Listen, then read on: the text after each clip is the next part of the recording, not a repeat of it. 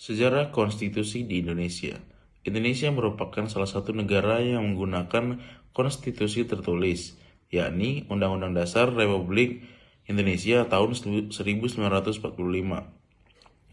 Undang-Undang Dasar 1945 bukanlah satu-satunya konstitusi yang pernah berlaku di Indonesia, sebab sebelum dan sesudahnya Indonesia pernah memberlakukan konstitusi RIS, UUD 1950, UUD 1945, bahkan pada masa kolonial pemerintah Hindia Belanda pernah melakukan Indische Staatregeling atau IS dan Regeringsreglement RR yang dijadikan hukum dasar layaknya sebuah UUD. Masa Regeringsreglement atau RR. Regeringsreglement atau lengkapnya disebut Reglement of Het Beleid der Regering in Netherlands Indie secara harfiah berarti peraturan pemerintah yang memiliki kedudukan setingkat undang-undang, dasar, atau grondwet. Sedangkan secara yuridis RR adalah peraturan umum yang dijadikan sebagai peraturan dasar yang dibuat oleh raja atau ratu Belanda bersama parlemen untuk mengatur pemerintahan daerah jajaran di Hindia Belanda. Selanjutnya, RR pernah mengalami 4 kali perubahan atau amandemen.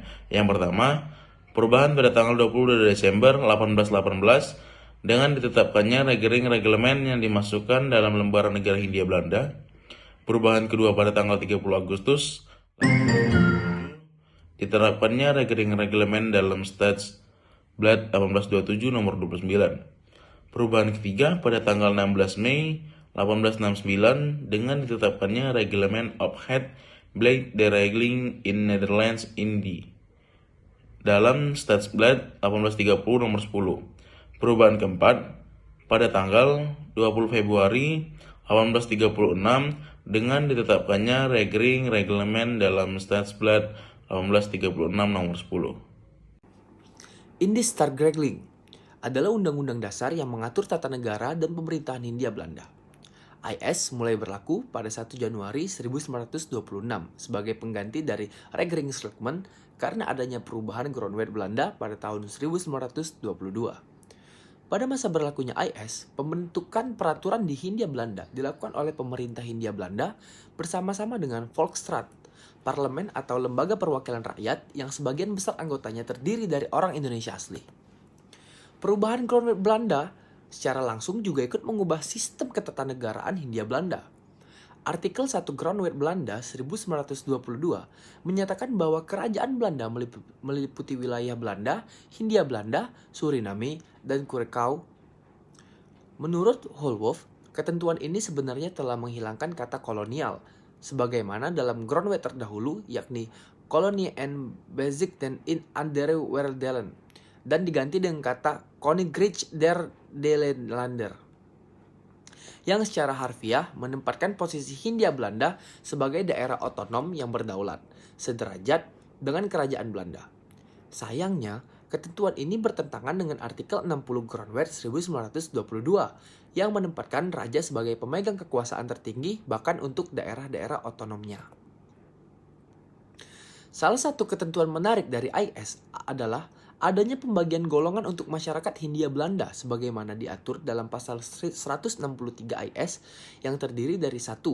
Golongan Eropa, 2. Golongan Timur Asim, dan 3. Golongan pribumi atau bumi putra. Keberadaan IS sebagai peraturan yang seolah-olah dijadikan konstitusi Hindia Belanda tetap dipertahankan pada masa kedudukan Jepang. Meskipun secara de jure pemerintahan Jepang dan di Hindia Belanda diatur dalam peraturan bala tentara Jepang Osamu Serirei nomor 1 tahun 1942.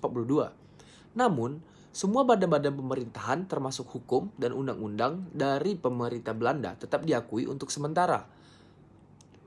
Hal ini berarti IS tetap berlaku meskipun beberapa posisi tertentu dibekukan seperti Volksraad, Raad van Nederland Indie, dan Gubernur Jenderal yang diganti dengan Ganseikan.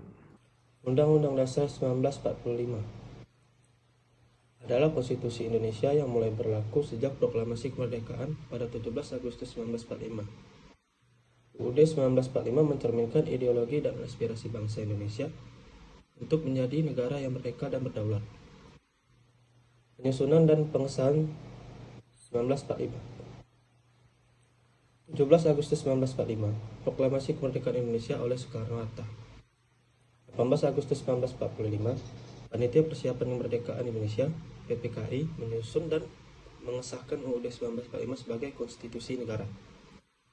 Konteks sosial dan politik, UUD 1945 dibentuk dalam situasi pasca Perang Dunia II dan Revolusi Kemerdekaan.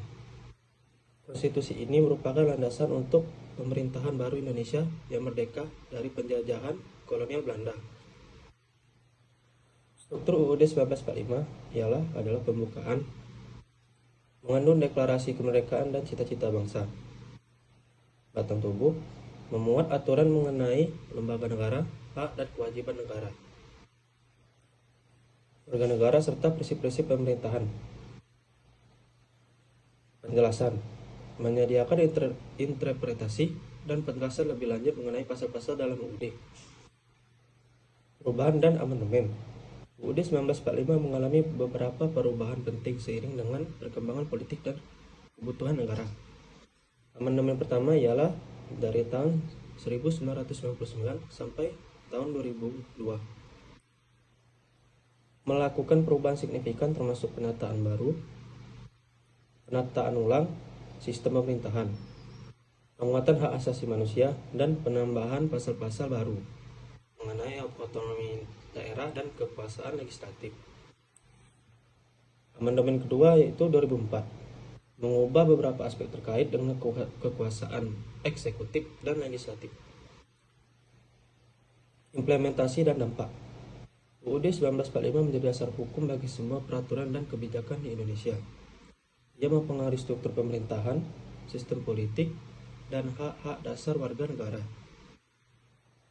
Menjadi landasan bagi perubahan struktural dan reformasi dalam pemerintahan Indonesia, khususnya setelah amandemen yang memperkuat demokrasi dan desentralisasi. Secara keseluruhan, UUD 1945 adalah dokumen fundamental yang membentuk kerangka hukum dan politik Indonesia, dan terus berperan sebagai panduan utama dalam penyelenggaraan negara hingga saat ini. Konstitusi RIS, hasil konferensi meja bundar KMB yang dilaksanakan antara pemerintah Republik Indonesia dan Kerajaan Belanda pada 23 Agustus 1949 di Den Haag, Belanda, menghasilkan berdirinya Republik Indonesia Serikat atau RIS. Konferensi tersebut dihadiri oleh M. Hatta sebagai delegasi Republik Indonesia, Sultan Hamid II sebagai delegasi daerah-daerah yang membentuk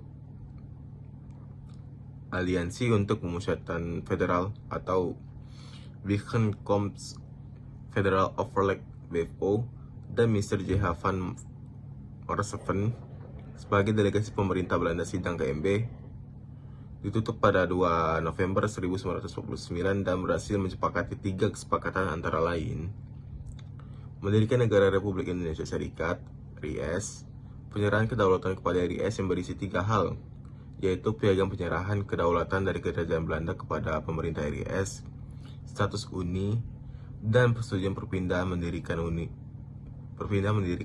antara RIS dan Kerajaan Belanda. Hasil 3 kesepakatan tersebut selanjutnya dituangkan dalam Konstitusi Republik Indonesia Serikat, Konstitusi RIS, yang diparaf oleh Delegasi Republik Indonesia dan BFO pada 29 Oktober 1949. Konstitusi RIS memuat ketentuan mendasar yang berbeda dengan UUD 1945, antara lain sebagai berikut. Bentuk pemerintahan bersifat federal yang di dalamnya terdapat negara-negara bagian, yakni Negara Republik Indonesia, Negara Indonesia Timur, Negara Pasundan, dan Negara Jawa Timur. Alat-alat perlengkapan negara federal Republik Indonesia Serikat ialah Presiden, Menteri-Menteri, Senat, Dewan Perwakilan Rakyat, Mahkamah Agung, dan Dewan Pengawas Keuangan.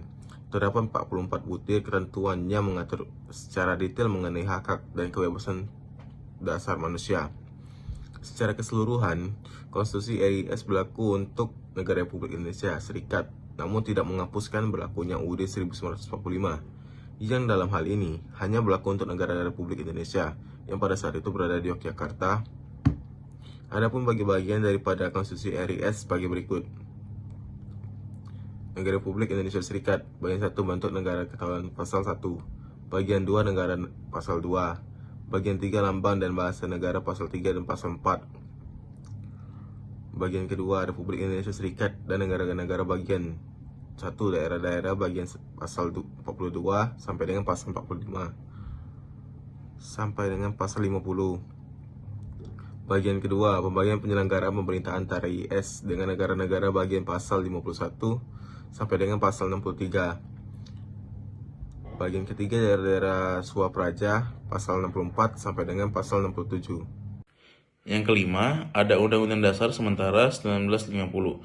Perubahan bentuk negara dari kesatuan menjadi negara serikat mendapat banyak penolakan dari negara-negara bagian. Kegelisahan negara-negara bagian terkait keinginan untuk kembali kepada negara kesatuan kemudian ditangkap oleh parlemen. Pada 19 Mei 1950 ditandatangani Piagam Persetujuan antara Republik Indonesia Serikat dan Republik Indonesia untuk kembali ke bentuk negara kesatuan. Selanjutnya, untuk menindaklanjutinya, maka dibentuk sebuah panitia yang bertugas membuat rancangan Undang-Undang Dasar atau UUDS. UUDS 1945 sebagaimana ide dasarnya hanya bersifat sementara. UUDS digunakan sebagai landasan konstitusional bagi proses transisi dari bentuk negara serikat menjadi kesatuan. Yang keenam, kembali ke UUD 1945.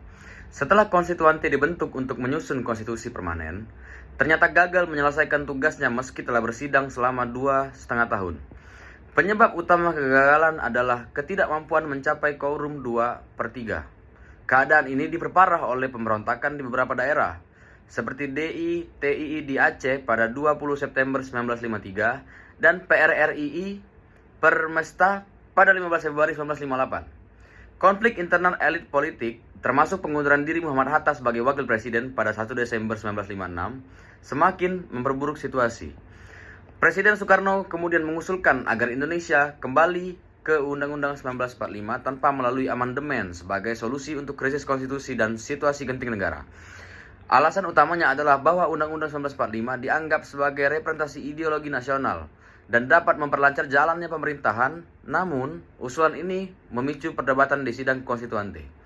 Akhirnya, pada 5 Juli 1959, Presiden Soekarno mengeluarkan dekret presiden yang membubarkan konstituante, memberlakukan kembali Undang-Undang 1945 serta menghapus Undang-Undang Dasar sementara. Dekret ini juga memerintahkan pembentukan Majelis Permusyawaratan Rakyat sementara dan Dewan Pertimbangan Agung sementara. Setelah reformasi 1998, Undang-Undang Dasar 1945 diamandemen sebanyak 4 kali. Amandemen pertama pada tahun 19 Oktober 1999 mengubah 9 pasal. Amandemen kedua 18 Agustus tahun 2000 mengubah 25 pasal. Amandemen ketiga 9 November 2001 mengubah 23 pasal dan amandemen keempat 10 Agustus 2002 mengubah 13 pasal serta pasal aturan peralihan dan tambahan.